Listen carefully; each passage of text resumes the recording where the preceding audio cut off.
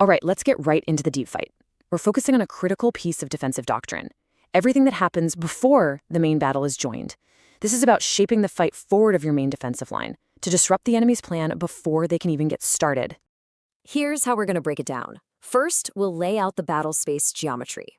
Then we'll define the forces operating in that space. After that, we'll get into the delay operation itself, one of the toughest tasks out there. And we'll finish up by drawing a sharp line between key terrain and vital ground. So, to get a handle on the deep fight, you have to understand the framework. These control measures aren't just lines on a map. No, they dictate the flow of the entire operation, who's responsible for what and where. And the most important line to know is the FIBA, the forward edge of the battle area. Think of this as the start line for your main defense. Everything we're talking about today takes place forward of this line, in the space between you and the approaching enemy. This is where you set the conditions for victory. And that space has a name, the covering force area. This is the arena. This is where all those activities forward of the FIBA happen. It's where your security forces get to work, and frankly, it's where the success of your entire defense is often decided before the main battle even begins. So who exactly is operating out there in the covering force area? Let's get specific. It is absolutely critical you understand that not all security forces are the same. They have very different jobs and very different capabilities. First, you've got the screen force. Their primary task is information, period. They are your eyes and ears. Their job is to observe, identify, and report. They are not out there looking for a fight. They only engage in self-defense. Remember that. Their mission is to find the enemy, not to fix them. And then you have the covering force. Now, doctrinally, pay close attention to the verbs here. Intercept, engage, delay, disorganize, and deceive. This is a force that is built for combat. It's designed to smash the enemy's momentum and tear up their plan long before they get anywhere near the main body. This slide lays out the difference crystal clear. Look at the screen force on the left. Its mission is all about intel, and it only fights to protect itself. Now look to the right. The covering force is all about action. It engages to delay, but, and this is key, it avoids getting decisively engaged. And notice the composition. The screen is your recon specialists. The covering force is a self-contained, all-arms combat team with the punch to get the job done. Which brings us to the main job of the covering force, the delay. Now listen, this isn't just another tactic. Doctrine is very clear on this. It's arguably the most difficult tactical operation to conduct, and it demands that every single soldier involved knows their role inside and out. Here it is, straight from BGL 300-001, and every piece of this definition is vital. Trade space for time. That's the core concept. You're giving ground to buy time. Slowing down the enemy's momentum. That's the effect you're trying to achieve. And without becoming decisively engaged. That is the golden rule. You cannot let your covering force get pinned down and destroyed. So why do we do it? What's the payoff for this incredibly difficult operation? Well, the advantages are huge.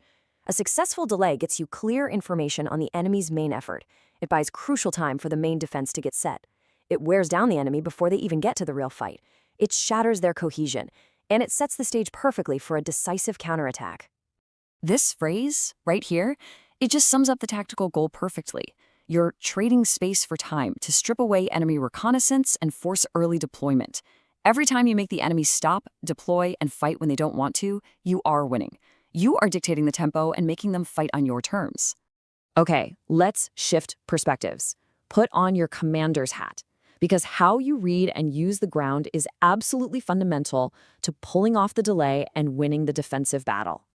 And here is the single most important principle you need to grasp. No piece of ground is born vital. It only becomes vital when the commander decides that holding it is absolutely essential for mission success. Right? So that begs the question, doesn't it? How does a commander make that call? How do they look at a piece of ground and distinguish what's just useful from what is absolutely essential? It starts right here, with understanding the doctrinal difference between these two terms. Key terrain is any area that gives a marked advantage to whoever holds it. It's good to have. But vital ground, that's different. That's ground you must control to succeed. Losing vital ground means you fail the mission. It's as simple as that. So let's tie this all together. The deep fight, the delay, the disruption, the attrition, it's all designed to protect the main battle. And that battle is fought to hold your vital ground.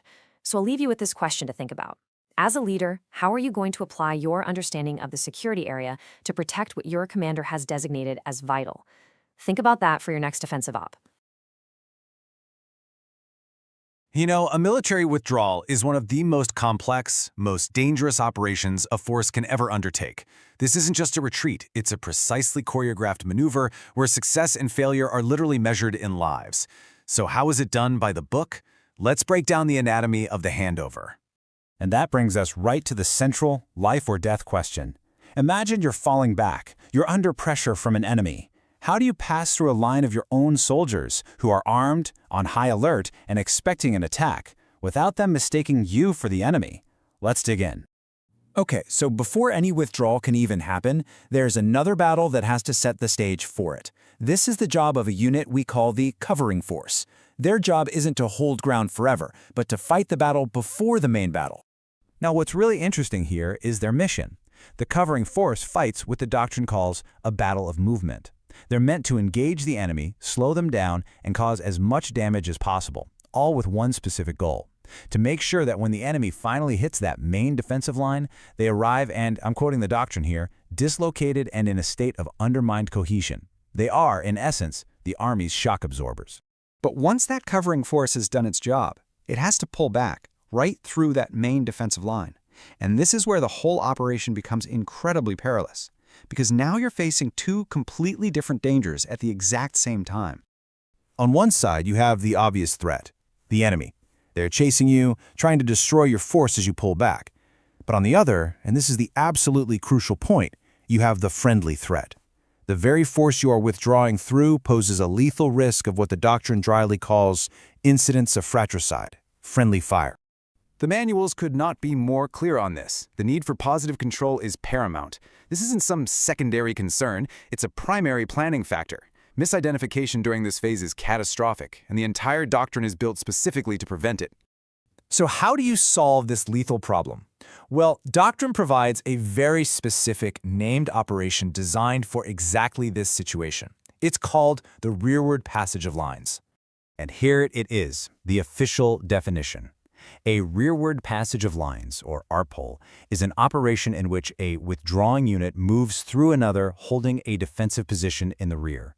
This single, highly specialized operation is the doctrinal key to solving this puzzle, and every single action that follows is designed to make it work. So let's get into the mechanics, the nitty-gritty of how this is supposed to work. A successful RPOL doesn't happen by accident. It relies on a very strict set of control measures. You can think of them as the rules of engagement for moving through your own army.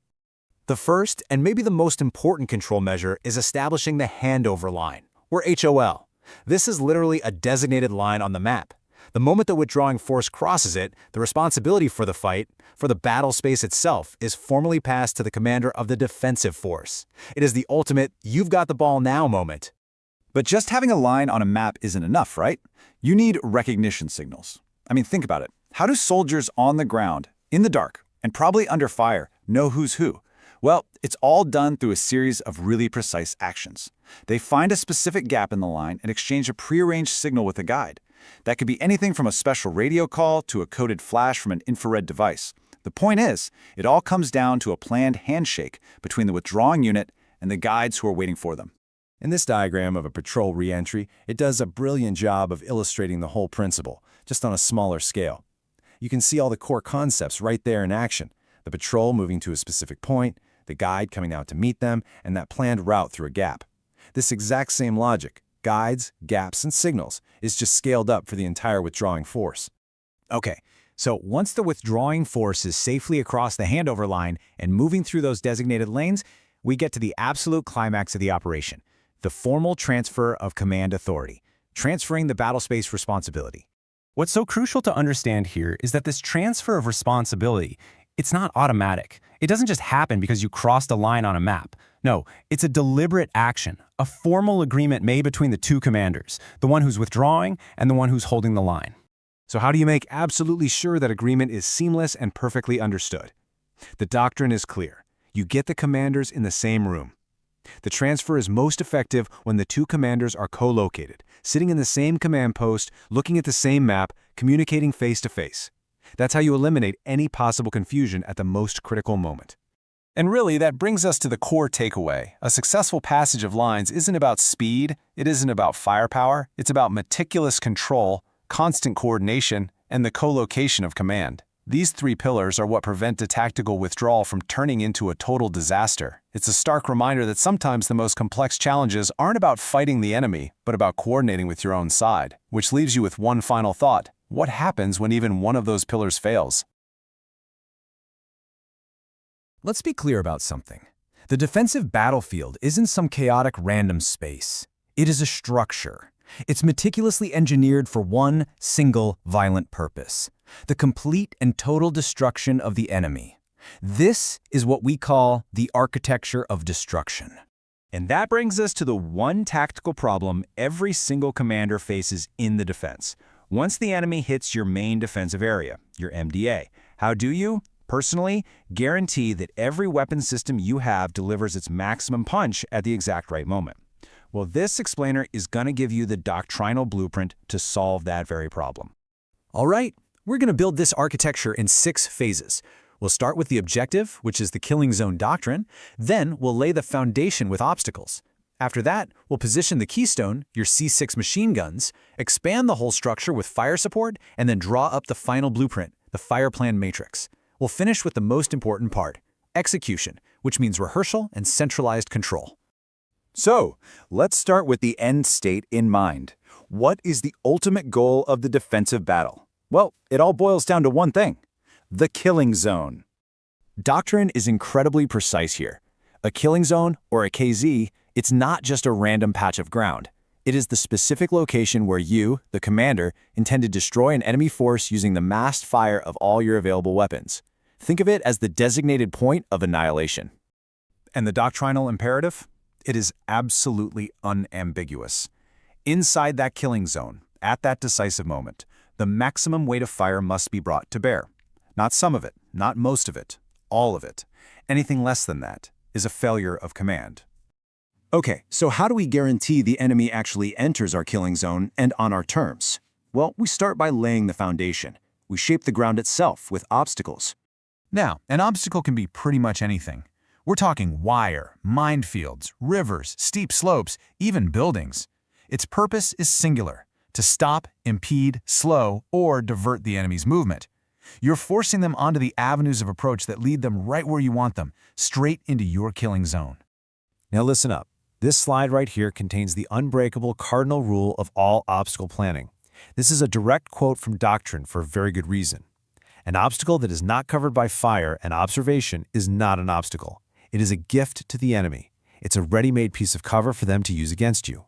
And this diagram here illustrates that principle perfectly. Just look at it. The wire obstacle isn't just thrown down randomly. It's situated directly in the line of fire of that concealed defensive position. The enemy hits the wire, they get slowed down, and they are immediately engaged and destroyed.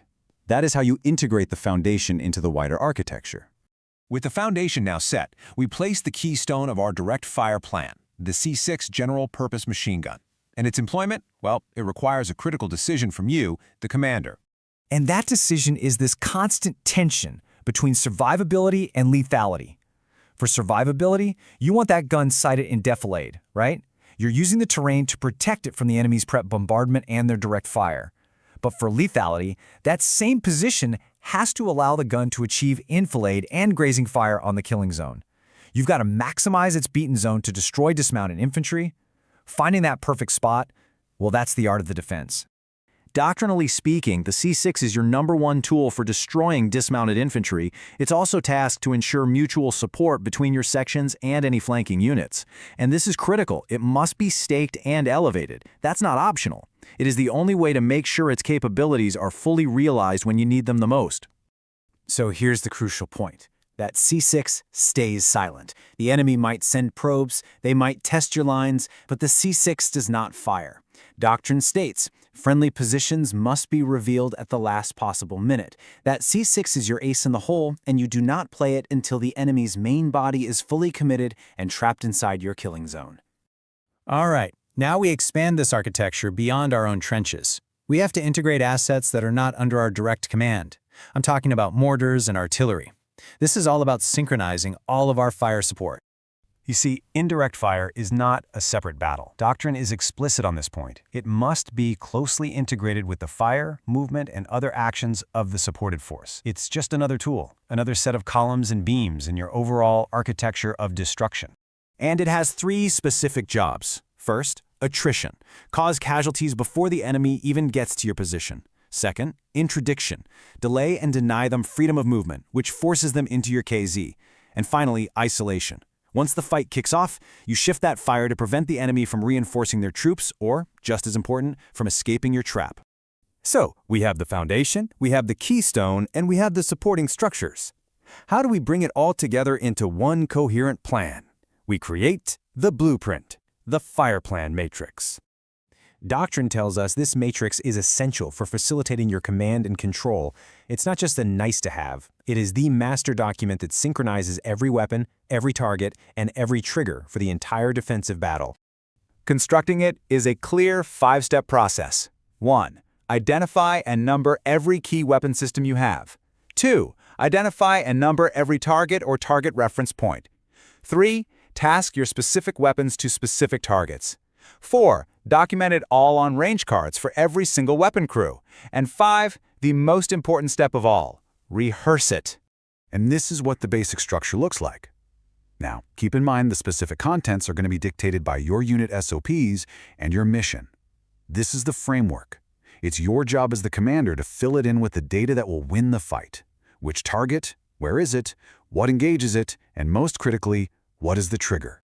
We have our blueprint, but a blueprint is absolutely useless if the builders can't read it under pressure. And that brings us to the final, and I mean most critical phase, execution. Again, doctrine is completely non-negotiable on this. The fire plan must be physically rehearsed, not talked through, not imagined. I'm talking walkthroughs, talk-throughs, sand table exercises, whatever it takes.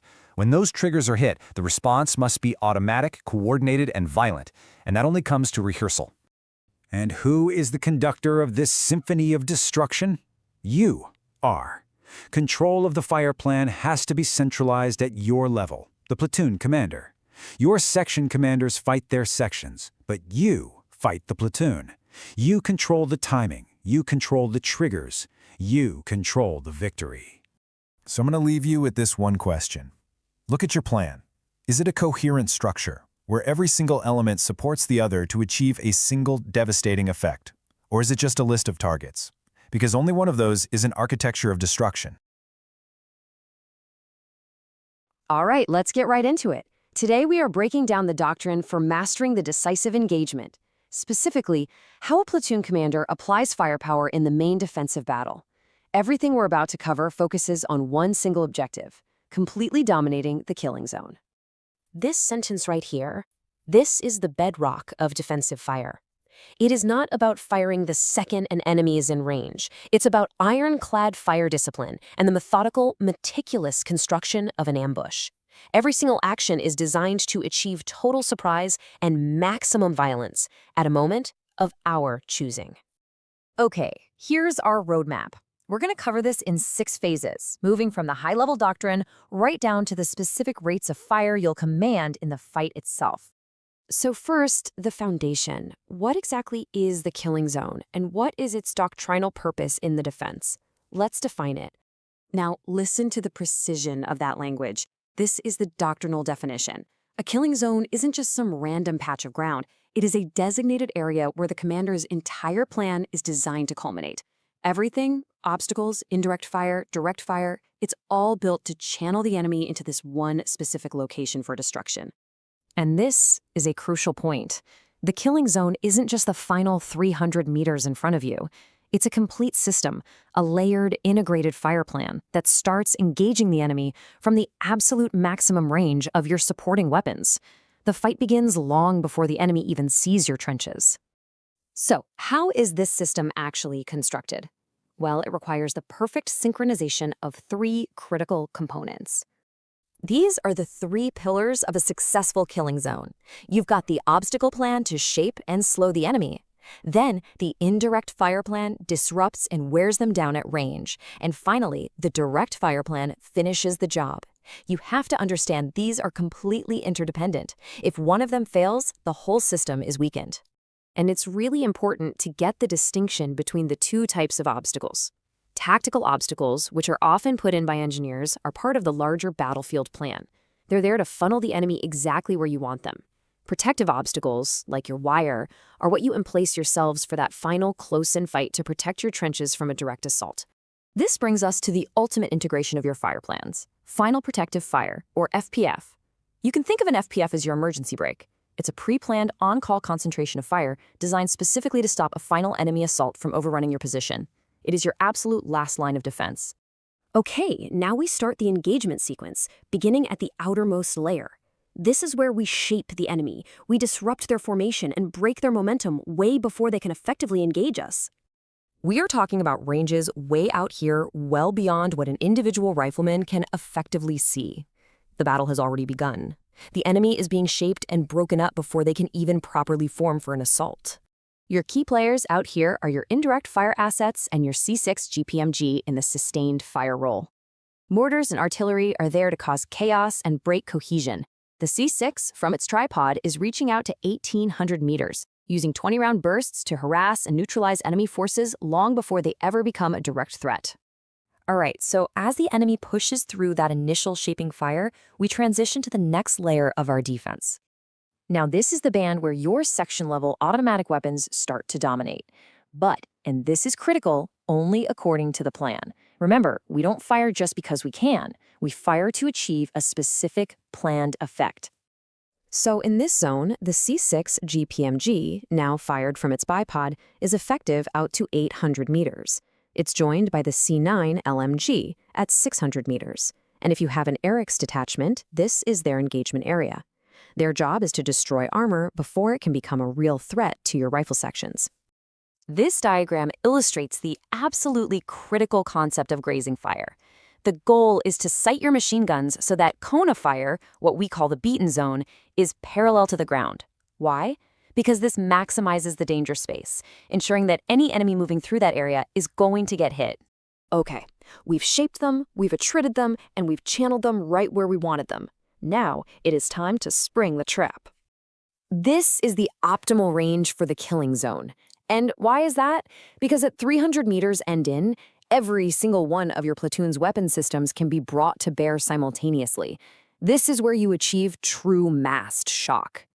This is the moment of decision. On a single command or a predetermined trigger, a wall of coordinated fire erupts from positions the enemy didn't even know were there.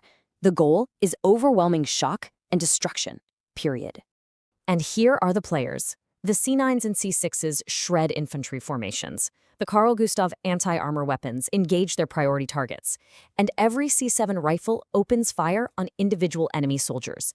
It is the simultaneous, violent application of all these weapons at once that breaks the enemy assault. Now, initiating the ambush is one thing. Winning the firefight that follows, that requires immense control and discipline. In the chaos of the fight, control is everything. Your section commanders use simple, clear fire control orders, like the grit sequence for group, range, indication, and type of fire, to direct their soldiers onto priority targets and, crucially, to conserve ammunition. An uncontrolled firefight is a lost firefight. And this slide shows how doctrine dictates the pace of the battle. You initiate the ambush at the rapid rate to win the firefight and break the enemy's will. But once you achieve fire superiority, the command is given to drop to the slow rate. This conserves ammunition while still neutralizing the enemy, preventing them from reorganizing for whatever they're planning next. Ultimately, knowing the doctrine is only the first step. The real difference between success and failure is rehearsal. This entire complex plan must be practiced again and again until its execution becomes pure instinct for every single soldier in your platoon. All right, let's get right into it. We're breaking down the most critical phase of any defensive battle. That moment the enemy breaks your forward line, and you, the commander, have to act. This isn't theory. This is the climax. This is where the engagement is won or lost based on your immediate, violent, and precise counteraction. First things first, let's get our head straight. Doctrine is crystal clear. Defense is not a passive activity. It is an act of imposing your will on the enemy. The entire point of your defensive plan is to grab the initiative and hold onto it, forcing the attacker to react to you, not the other way around.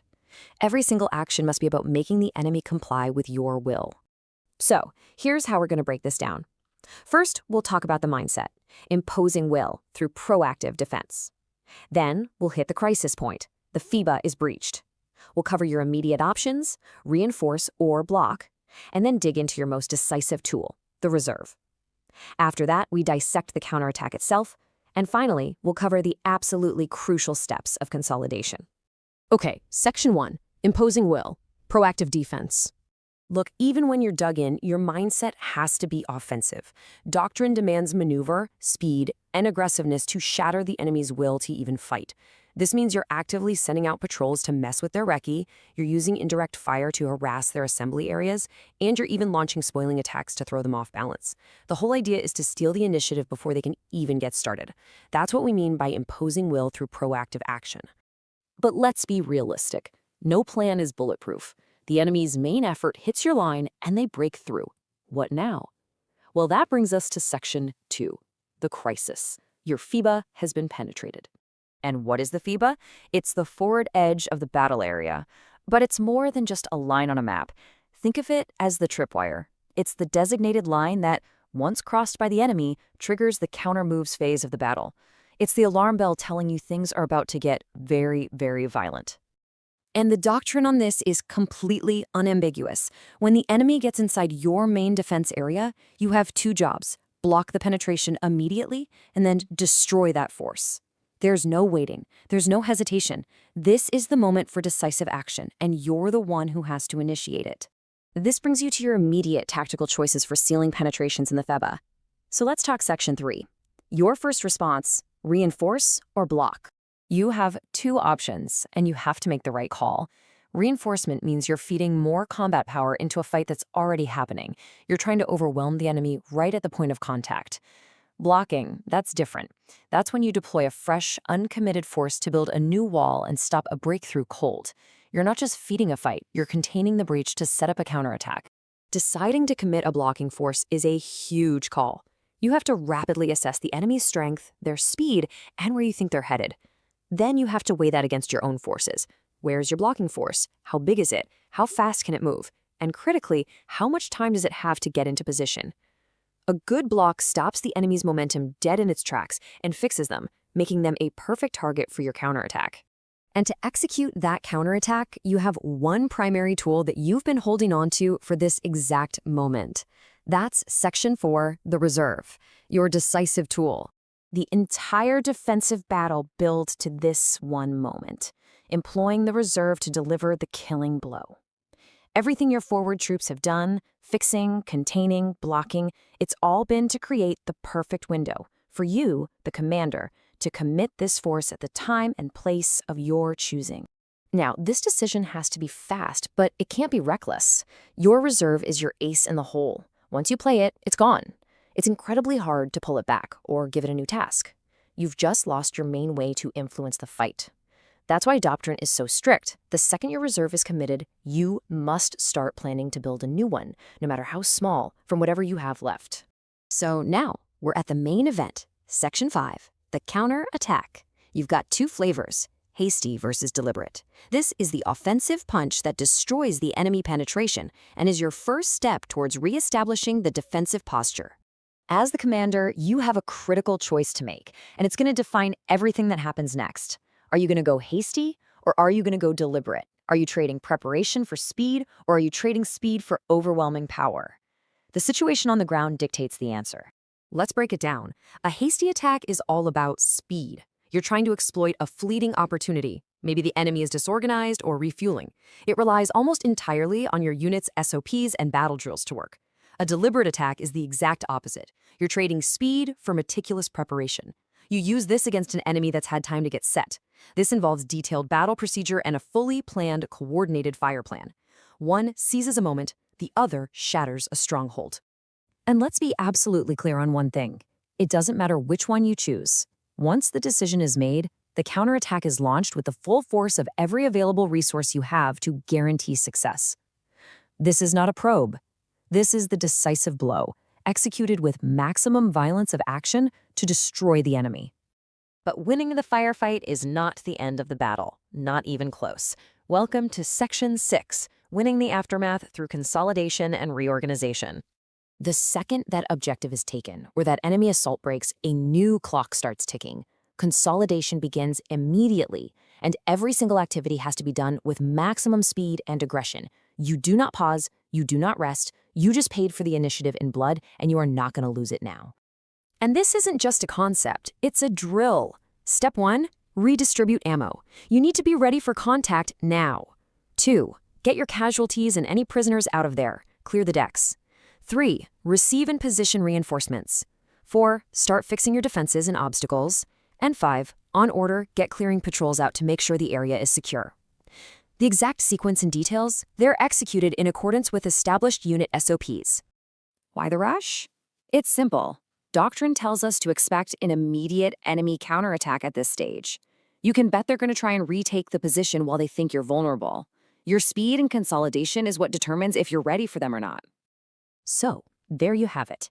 The enemy assault is crushed. You blocked the breach, you launched a decisive counterattack, and you are reestablishing your defensive posture. Your position is consolidated.